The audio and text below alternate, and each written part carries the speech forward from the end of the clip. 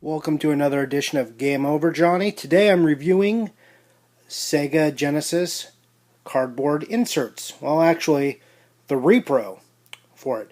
On the left, you will see two originals. These two guys here, the horizontal one and the vertical one. You will see that they are both in pretty bad shape. This is fairly typical of most Genesis cardboard box games. Pulling the game in and out of its sleeve to get the game out or the manual out caused some crushing. If there was ever weighted on them, they got bent out of shape, and it makes for some pretty ugly displaying. I'll show you the difference in how they look displayed compared to the Repro we see now.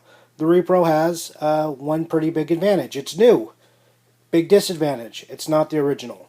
Okay, these are pretty much the only drawbacks the new one has. But there are a few differences. We're going to mainly look at these two since they are of the same type. You will see that they both have that inner tray. See, that's the original. You can see the Genesis on there, so you know it's true and real.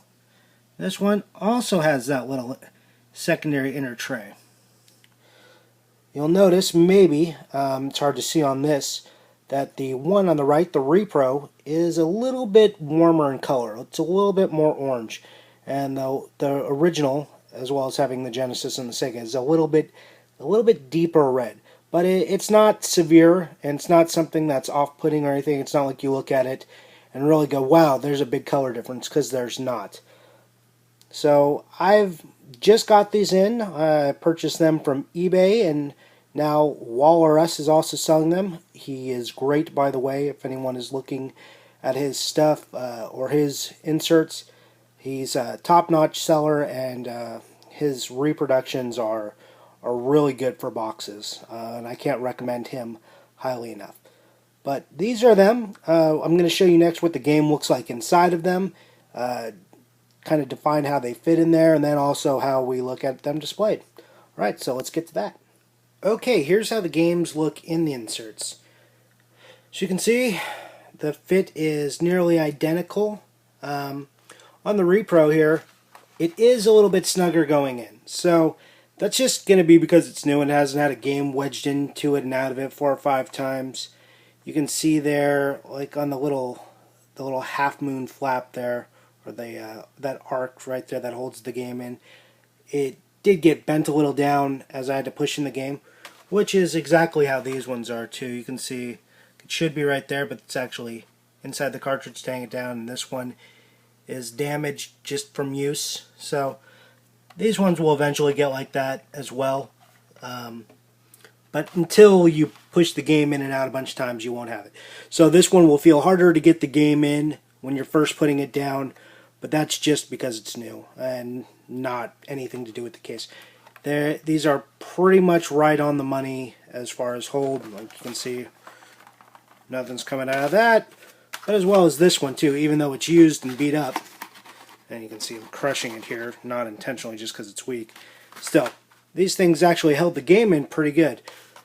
You will, on the Repro, want to stick your manual in first. Some people don't do that. They think they can just open up the top here and drop their manual down in. You won't be able to do that here. This thing is so snug and tight that once this cart goes in, it pushes the flaps down, they splay out, and you won't be able to get a manual. Put your manual in first. That's how you should do it anyways, to avoid damage to your manual. Then drop your card in, then slide it in the sleeve, if you are unfamiliar with this process. All right, next we're going to look at how they look displayed when they've got their sleeve on them and how they'd sit on a shelf. Okay, here we can see 2 boxes. Pitfall has the reproduction tray in it, and Page Master has its original tray. So, look here, smushed.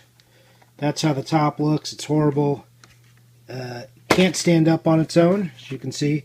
Pitfall standing just fine. That's how it looks. That's how the red compares to the rest of the red on the box. Stands up pretty easily. Good shape. Displays well. Does have the recycled logo on the bottom, like the originals do, but it doesn't have the Sega and the Genesis. Overall, I'm pretty pleased with these reproduction boxes so far, and I'm going to keep using them. If you don't want to use them, you want to have just original pieces. I don't begrudge you that. There's definitely some valid points to be made for that. But for me, as far as display and make sure my stuff stays in just better condition, because the firmer the inner box is, the more it will protect the outer box from crushing and denting and this ridging on top. So I'm going to probably go with these. Here's a video and a review for you guys who are kind of on the fence about them. All right, have a good one.